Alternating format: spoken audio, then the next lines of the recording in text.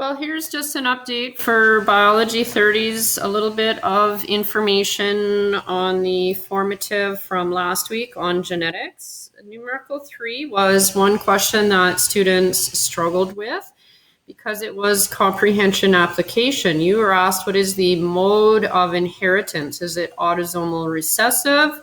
Is it autosomal dominant, X-linked recessive, or X-linked dominant? And so you had four descriptions, four statements that you had to match up and decide which was which mode or way or how was this particular trait inherited.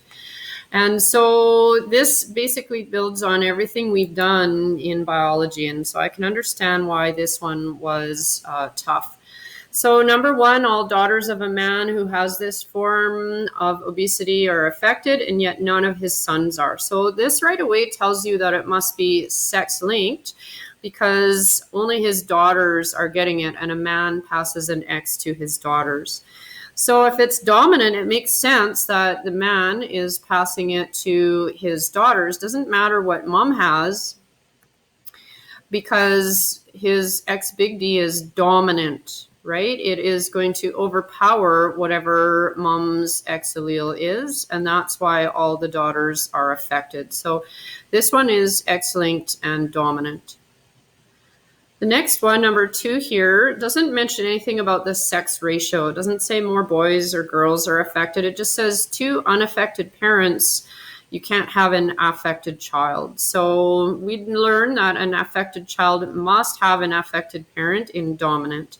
And so this one is autosomal and dominant. That is its mode or type of inheritance. Next one, to be affected with this, then you must be homozygous. Well, again, no mention of sex ratio, so we know it's autosomal. And because they're saying that you have to be homozygous, that means that if you have a capital D, then if it was dominant, you would have the disorder. So this one can't be dominant. It has to be recessive. You need 2 copies, little d, to be affected. And finally, the last one has to be sex-linked recessive. So the female needs 2 copies of the recessive allele to get the disorder, whereas a male, because he's XY, only needs 1 recessive allele. So this is sex-linked recessive. Okay, so students had a pretty hard time with that one, and that's understandable. This was comprehension application. You kind of had to take everything you learned from the unit and apply it to this. Okay, so next we had some pedigree analysis. First of all, you have to decide what is the mode or the way that the trait is inherited. And so here's this individual 2-3. This child is affected. How do I know? Shaded in. So parent 1-1, mom, is unaffected. Dad 1-2, also unaffected. So we know it's recessive. Next, we have to decide, is it X-linked or autosomal? Well, here's a girl affected, here's a girl affected, here's a boy affected. There's about equal numbers of males and females. So I'm already starting to think it's autosomal. Now I'm going to look at, here's an affected female, dad is not affected. Here's another affected female, dad is not affected.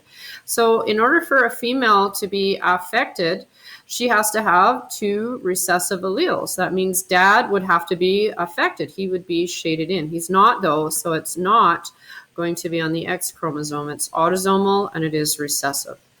So they're asking you the genotypes of this particular individual. This here, individual 2-3, shaded in, and this is a recessive, and so you must have 2 copies of the recessive allele to have the recessive trait. So they're little p. How is it that this person is affected? Well, obviously, both dad and mom were heterozygous. They each carried a little p allele and passed it on to this offspring. So then, how is it that the individual, how did these 2 get affected? Well, same deal. They are receiving recessive alleles. You can see that their mom has 2 recessive alleles. Dad, if he was big P, then none of his kids, he doesn't have a little p here, so that would mean that none of his kids would be affected. So he can't be homozygous dominant. He has to be heterozygous in order for his kids to be affected. Okay, so that explains that particular question. All right, this week we are learning about DNA structure, and so we've got some videos to watch, some notes to read through, some questions to practice. And you will notice that DNA is this double-stranded molecule, and it is often called a spiral staircase or a twisted ladder. The outside parts here, these outside parts, the handrails, are made of alternating phosphate and sugar groups, phosphate, sugar. And so here we see them here, sugar, phosphate, sugar, phosphate. That's the outside part, the handrails or the backbone. Okay, so we call that the backbone of the molecule. Then you'll notice that on the inside, this is like a ladder. These are the rungs or the steps of the ladder, and they're made up by matching letters. Okay, and so we see something called a nucleotide, and a nucleotide has a phosphate, a sugar, and one of the 4 nitrogen bases. So there's 4 bases, A for adenine, T for thymine, C for cytosine, and G for guanine. And so you have a phosphate, a sugar, these 2 are on the backbone, and then sticking out into the middle, this is one of the nitrogen bases. And you'll notice that the nitrogen bases are paired up. A's and T's pair together, G's and C's pair together. And there's a fellow named Chargaff, and he came up with this rule, and this is Chargaff's rule. And so every time you are given half a strand of DNA, you'll be asked to find the opposite or complementary, the matching strand. So again, complementary doesn't mean, oh, your hair looks nice today, or, oh, I really like that outfit you have on. It means matching. So T's and A's match, G's and C's, C's and G's, A's and T's. And they're held together by these weak forces called hydrogen bonds. And these hydrogen bonds can be broken, and that's why DNA can be replicated. Okay, so one more thing about the DNA molecule that you might notice here is I've got these 2 red arrows, and you see that the oxygens are pointing up on this side of the backbone, and the oxygens are pointing down. So this half of the molecule is backwards, right? It's upside down, and so we call this, they are anti-parallel strands. Okay, so you have to be able to label the parts of a DNA molecule and also be able to build what I just said is the complementary strand using Chargaff's rule, right? So if I give you this original here, this is what you're given in the question. This is the DNA sequence or the gene sequence. And you'll notice that they are arranged in 3s. So we often call it a triplet, right? 1, 2, 3 letters at a time is how the DNA sequence is read. So if you're given one strand, the original or the template strand, you have to make the complementary strand. What is the matching strand based on Chargaff's rule, A to T, C to G. Okay, so here's a T, that means the complement is an A. There's an A, you write a T. C goes with G, G goes with C. Okay, so you have to be able to, this is a skill that you have to know how to do, is build a complementary DNA sequence or strand. And then this week in DNA, we are also learning that DNA replicates, it copies itself. You actually know that already. You already know that. You know that DNA replication happens in interphase, S phase. So when we look back at our cell cycle, we know that mitosis and cytokinesis is the cell division.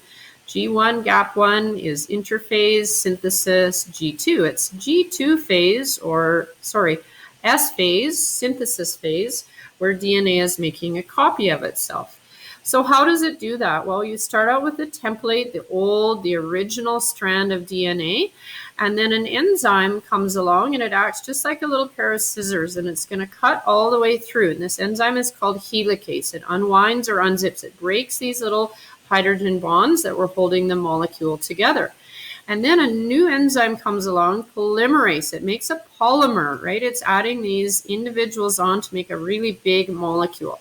And so it adds in the matching base. So wherever there's a G, it brings in a C. For an A, it brings in a T.